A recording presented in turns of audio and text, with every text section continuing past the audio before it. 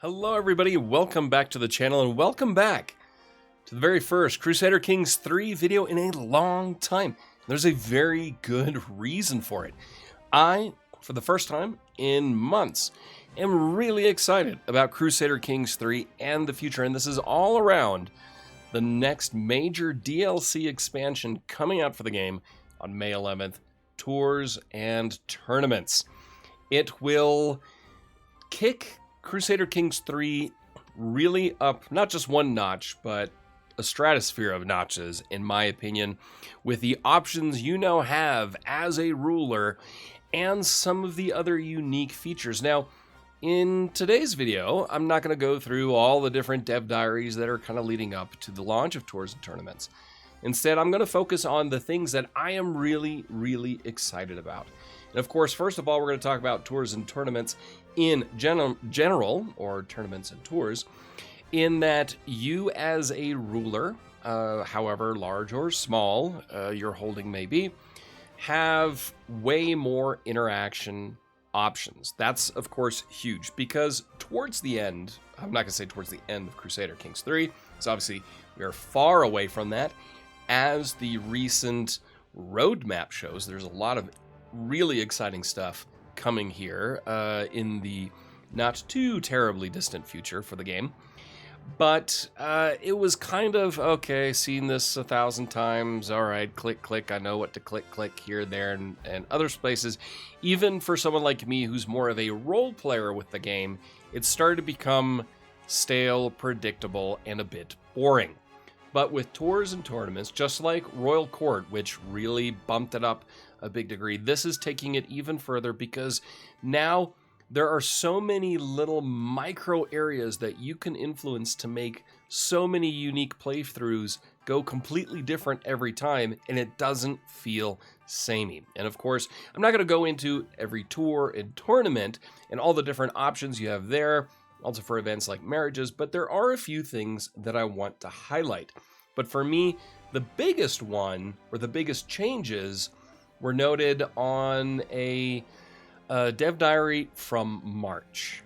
Specifically, I'm talking about this one here, Dev Diary 120, Systemic Refinements, from March 21st. There are things in here, and I think, yes, all the other stuff that have already been talked about are very important and very exciting, what you can do in a tournament and on a tour and talking to vassals and kind of the little micro you can build there. But the things in this dev diary are honestly the things I personally find the most exciting, because they're not the big headlines, they're not the sexy things, but they make a big difference. First, I want to talk about vassal stances. This, to me, makes interaction with your vassals way more dynamic and a little bit less predictable in that sense, and it showcases what makes them tick. If we go down to here, you can see vassal stance, Zealot. And there are these different stances: Courtly, Parochial, Glory Hound, Zealot, Minority, and Minor Landowner. All of these not only show what makes your vassal tick, but what you can do to gain favor with them, to manipulate them, or if need be, make them angry. Because like anything in a good game, you know, the balance sways depending on what you do. What may be beneficial for one vassal based on their stance will not be so for somebody else. And to me, that is really intriguing and makes interaction with vassals significantly more interesting than it was before. Next up, we're going to talk about men-at-arms stationing. That's right. This, for me, is really important because the way it worked before, you just had your men-at-arms, you raised them where you raised them, all that kind of stuff, and bonuses just got applied. You could stack bonuses, and it just became, you know, really easy to just click through and bonus stack and so forth. Now with the way stationing works, you don't have to station, but when you do decide to station certain men-at-arms units in certain areas, then you get certain bonuses that will really help you there. Station men-at-arms damage here plus 10% in Bloomery's Blacksmith's building. where that is located. And I think this is really great because what it does is it gives you not just more options, your army management becomes more detailed and more strategic with your bonuses. So what you decide, who you put where, makes a difference, not just where they'll be raised and where you have to deal with them when time comes for war, maybe you have to react really quickly, but it lets you be very strategic with how you manage and place your military forces. Then I want to talk about buildings and building slots. This is really important.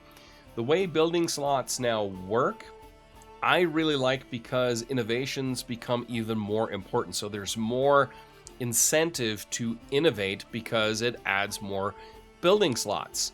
Very, very important. Now, of course, you can change your domain limit and all that kind of stuff. But we're not going to talk about domains. We're going to talk about building slots. And adding more building slots becomes really important also because of stationing for armies. Along those same lines, we have a bunch more awesome, fun buildings. I mean, here's stables for an example. Really like this one. What all it does for cavalry and levies and army movement speed. You can see it here. Blacksmiths give you certain advantages, including a real nice bump in holding taxes. More buildings, more options, make it more interesting, less predictable, and more diverse of a landscape also means your replayability of the game goes up exponentially. Then the current situations improvements I really like. You have a significantly better overview now, can make quicker decisions, less clicking, less having to go, okay, I gotta click this menu and go here, where's that again? You can make quick decisions on the fly based on maximum information that you are given in your current situations drop-down menu, which is a menu that I use a lot. One of the main ones I rely on for quick information on what needs to be done, and now adding more detail to that.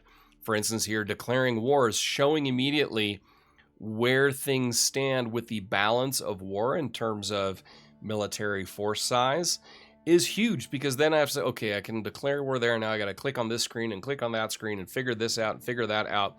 This is huge. I love it. It adds a lot of, just ease of use for me as someone who really loves the game and wants to play it, but there are moments where you just need to make a quick decisions. I mean, you can quickly see here, okay, this one here at the top against Duke Dato or Duke Caspar, these are not good wars. This would be not so great. Duke Otto or Duke Krutoy, those would be a little more balanced, and then against Count Lutbat and Count Do, those would be easier to win. So then you click on that and you can go and make a more detailed decision. The next area that they really put a lot into is improving activities and what all goes into it now.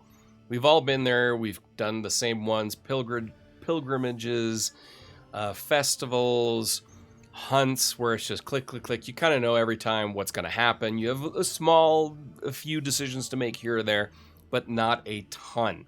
Now, a lot more detail in here. And if we just look at Hunt, everything that goes into it now is huge, including, you're not employing a Master of the Hunt. This is an important role that you still need to fill in your court. And so things like hunts is a great example that they went to in detail here, as far as who will join you, where will the hunt take place. I love the fact that you can now choose where to hunt and the impact that that has with your relationship with vassals, positive and negative. Huge step forward now with this. The next big area I looked at for improvement that I love is what they are doing with knights. Adding accolades, and then you've got glory and all those kind of things that play into it. Now knights are a significantly more integral and important part of your realm and your military. Just think how important William Marshall was to the Plantagenets when they were ruling England and parts of France. He was a key figure in that entire weird dynamic the Plantagenets had going.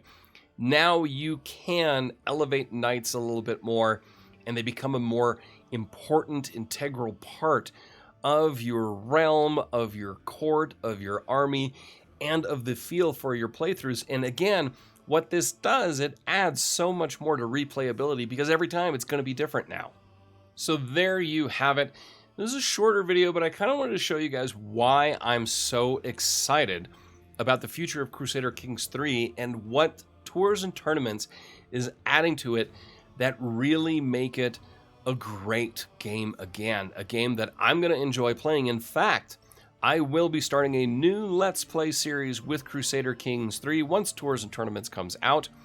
And I would like your comments down below to let me know where we should start. I'm going to start 1066, I will tell you that, and it will be in Europe.